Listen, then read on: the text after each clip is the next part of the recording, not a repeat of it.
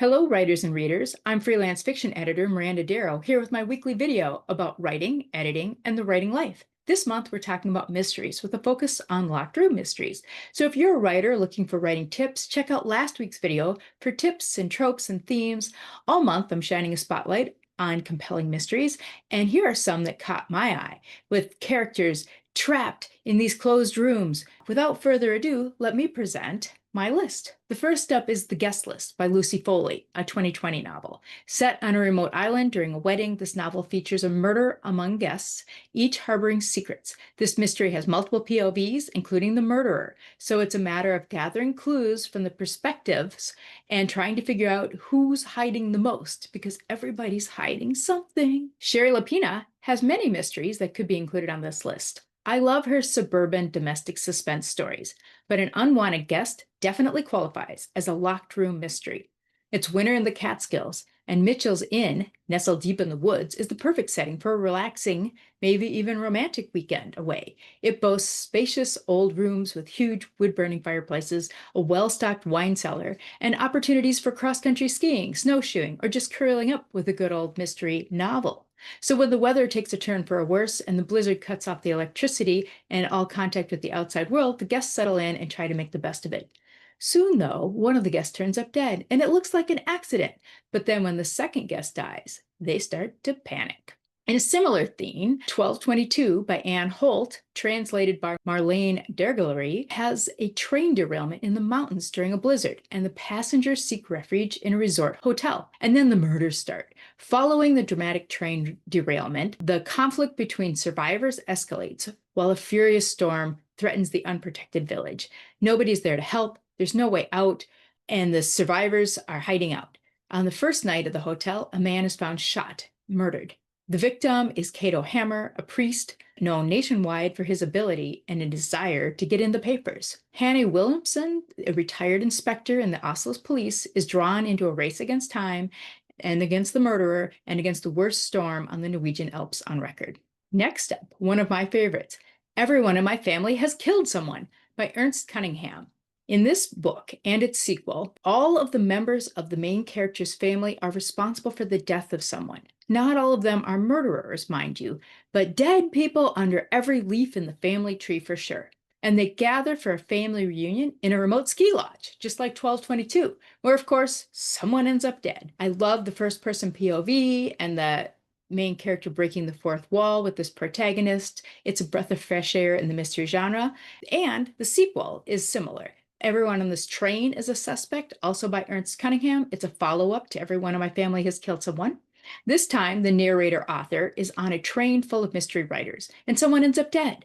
The event is on a train across Australia. It's a who's who of crime writing royalty, including the debut writer, the author, who was the main character of the last one, and the main character of this one too, a forensic science writer, a blockbuster writer, the legal thriller writer, and a literary writer, and of course, a psychological suspense author.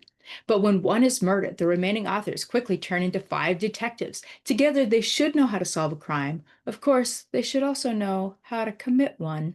All right, here's a YA title, One of Us is Lying by Karen M. McManus. This is a YA closed-room mystery that starts out like The Breakfast Club, with a group of high schoolers all trapped in detention.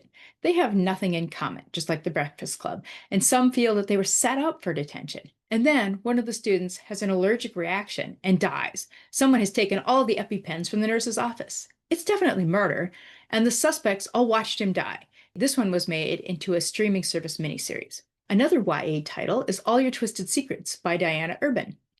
This one is a twist on the closed room mystery. The guests are all locked in a room, and they are not sure who even lured them there. There are 6 students with nothing in common who are invited to a scholarship dinner, and then they're locked in with a bomb and a syringe filled with poison, and they have to choose one person to kill or they'll all die from the bomb. They go over the last year to try and figure out how all 6 of them are connected and trying to figure out who wants them dead. It's clear everyone is hiding something, but time is running out as they try to decide whether they need to pick someone to die or if they can outsmart this killer. They need to solve it if they're ever going to get out. A very recent title is Loose Lips by Kemper Donovan. It's a murder mystery set on a cruise ship. The cast are all attendees, presenters, or ship staff working on a cruise that's hosting a women's empowerment event.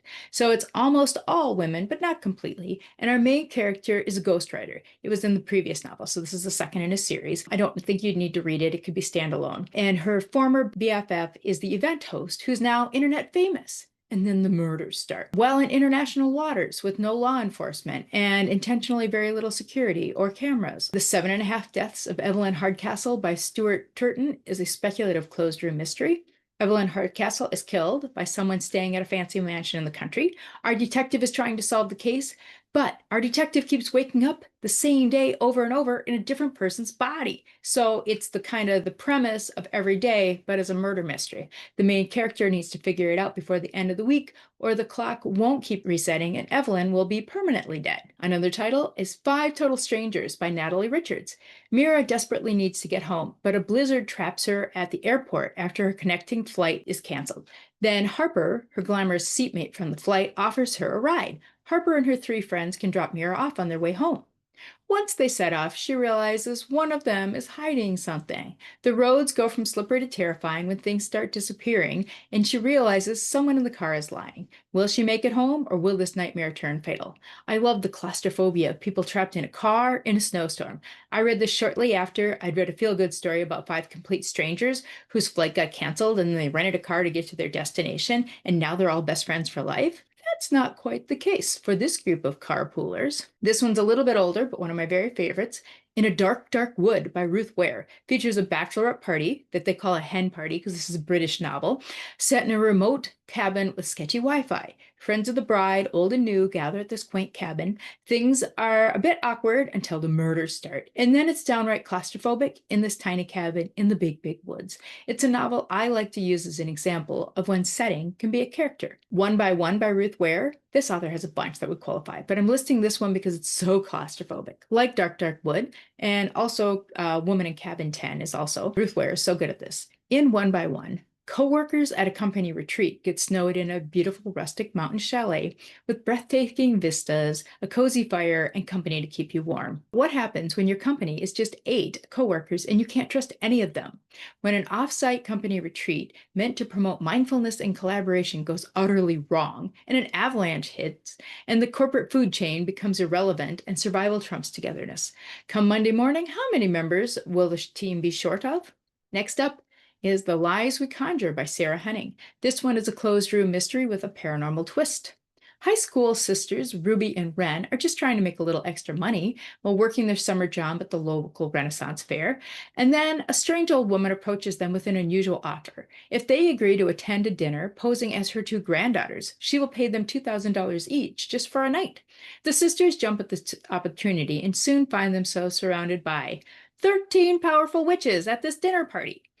When a murder occurs, all of the guests, including the decidedly unmagical sisters, are locked in the house by a magic that will only lift once the mystery of the killing has been solved. And can they keep their secret long enough to survive? Next up, Every Time I Go on Vacation, Someone Dies by Catherine Mack. This is a more lighthearted one, not technically locked rooms, as the murders take place during a book tour, and the people are the same people in several different locations. All best-selling author Eleanor Dash wants is to get through her book tour in Italy and to kill off her main character, Connor Smith, in her next book in the series. Is that too much to ask? Clearly, because when an attempt is made on the real Connor's life, a handsome but infuriating con man she got mixed up with 10 years ago, and she can't get out of her life, Eleanor is enlisted to help solve the case. She's contending with literary rivals, rabid fans, and a stalker, and her ex, Oliver, who turns up unexpectedly.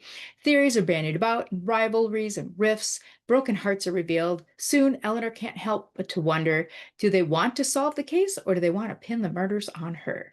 Talk about a unique setting. This one is called City Under One Roof by Iris Yamashita, and it is based on a real town in Alaska that only has one building that everybody lives in. When a local teenager discovers a severed hand and a foot washes up on shore of a small town in Point Medier, Alaska, Kara Kennedy is on the case. She's a detective from Anchorage, and she has her own motives for investigating the possible murder in this isolated place, which can only be accessed by a tunnel. After a blizzard closes the tunnel, Kara is stuck among the odd and suspicious residents of the town. All 205 of them live in the same high-rise building and are as icy as the weather. Kara teams up with Point Medier police officer Joe Barkowski, but before long the investigation is upended by a fearsome gang member from a nearby native village. Haunted by her past, Kara soon discovers that everyone in this town has something to hide. And will she be unable to ravel their secrets before she unravels? And last up, The Night of the Storm by Nishita Parekh. This is always one of my favorites because the author was my 2021 Rev Pit annual contest winner, and I worked on this book before it sold to Dutton, a big press.